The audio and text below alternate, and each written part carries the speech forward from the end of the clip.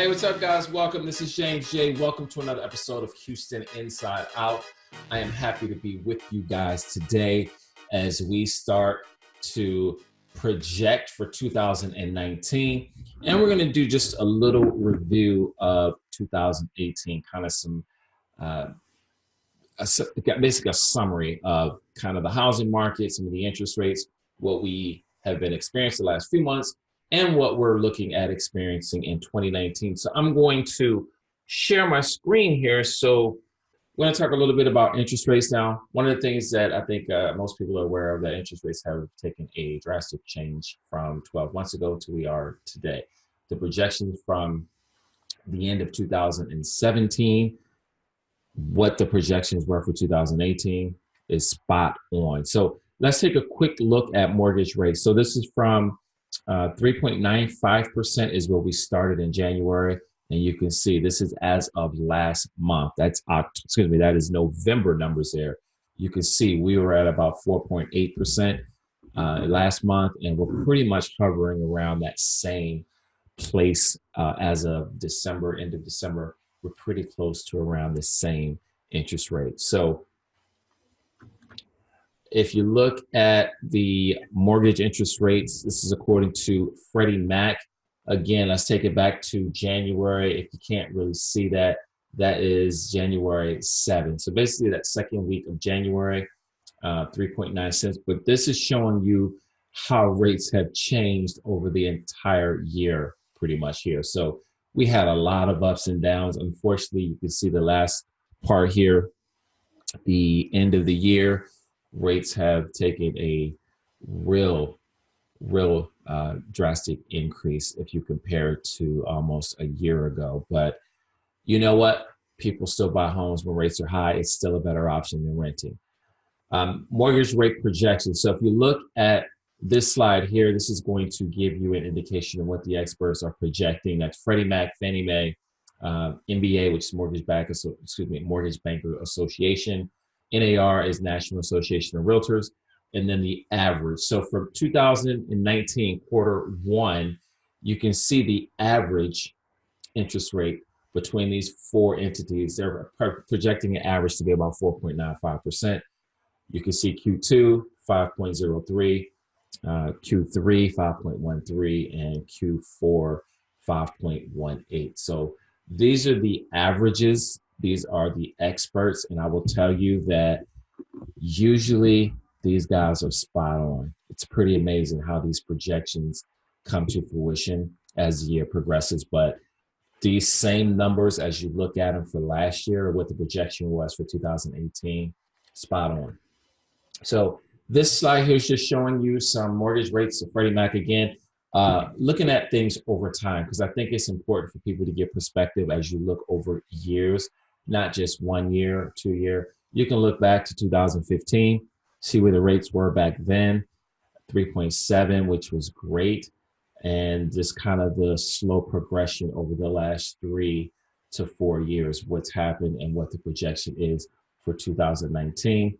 We're going to be in the fives, guys. So this is an opportunity now. If you're looking at owning a home or refinancing it, this is an opportunity to do it, because your buying power changes. Obviously, as the interest rates go up, your buying power is going to go down.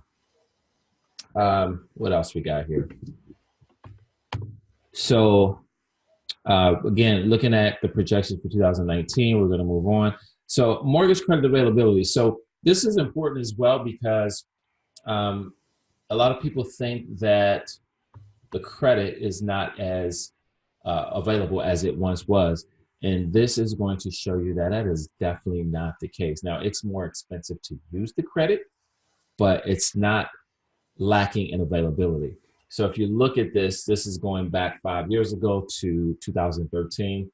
This is the mortgage credit availability, just kind of an overview of what's happened over this last few years. And you can see from this that credit is still vastly available. It just costs a little bit more to use it. This is just showing a little bit of historical data for mortgage credit availability index. Again, this is in the millions, is what these numbers are representing.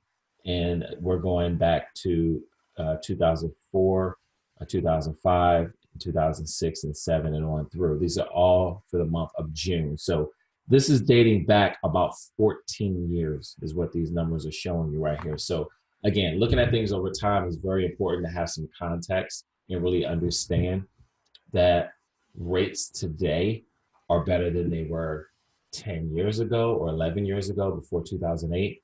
And again, rates are bound to adjust, guys. As the economy gets better, interest rates tend to go up.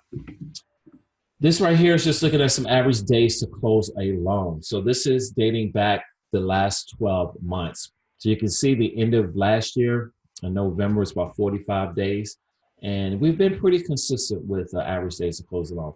There are situations where we can obviously close a loan sooner, but these are just average numbers, which is still not a bad thing, because by the time you do a lot of the groundwork involved with getting inspections, getting appraisals, doing any walkthroughs, all that stuff, 30 days, 30 to 45 days goes by pretty quick. So that is very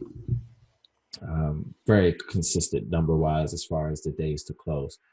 So let's take a look real quick at some credit score requirements. So again, looking at the last 12 months, these are some estimated scores from a year ago. So this is from October of this year, dating back to November of 2017. So these are just some averages that you can see here as far as credit score requirements over the last 12 months. FICO score distribution, so you can see the bulk of credit scores where they've been over the last 12 months. Most people are pretty much between a 600 to a 750. I've been doing real estate for 14 years. I've seen probably less than 10 people that have a credit score of 800 plus. It's like a dinosaur, because you just don't see a whole lot of people that have that kind of credit.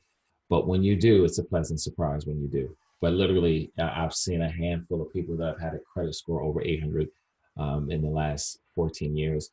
But the rest of the people that are in the credit scores that are a little bit below 800, you're still going to get great rates, guys.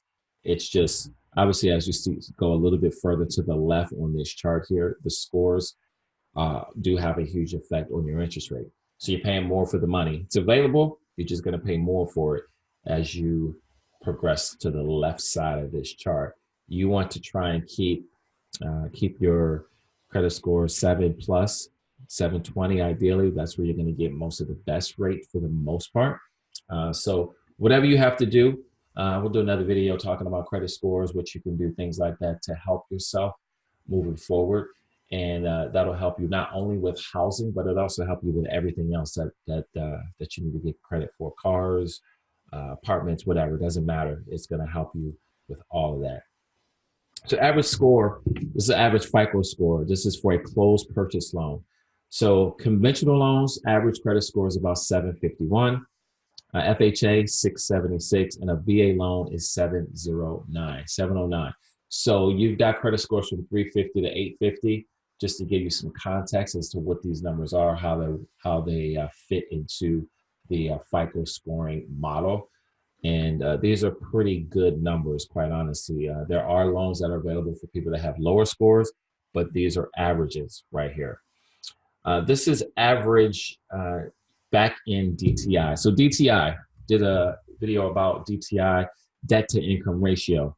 So the back end, typically, let me just start with the front end first of all. So typically you're gonna see a number that says either 33/43. You got front end ratio, back end ratio.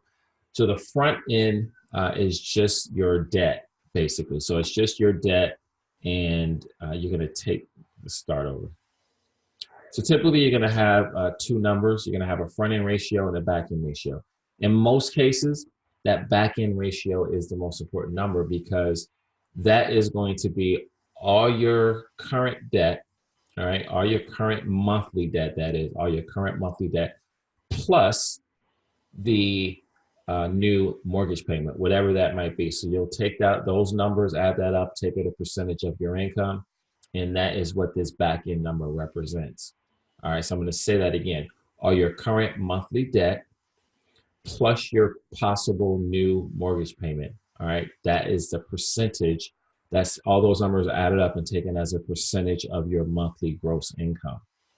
That is how we come up with this back end ratio. So this is, for most people, it's the most important number. For most lenders, it's the most important number.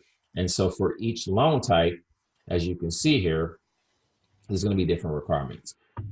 There are a little bit of gray areas with these loans, but for the most part, those are pretty average as far as what the DTI is. There are, again, certain situations where the lender can go a little bit higher on DTI, and certain situations where they just are stuck with the DTI, mostly with a conventional loan. There's not as much leeway with conventional loans as there are with FHA or VA or some of these other loan programs. So thank you guys for watching. Listen, if you've got questions, reach out to me. You can go to myhoustoninsideout.com. That's myhoustoninsideout.com.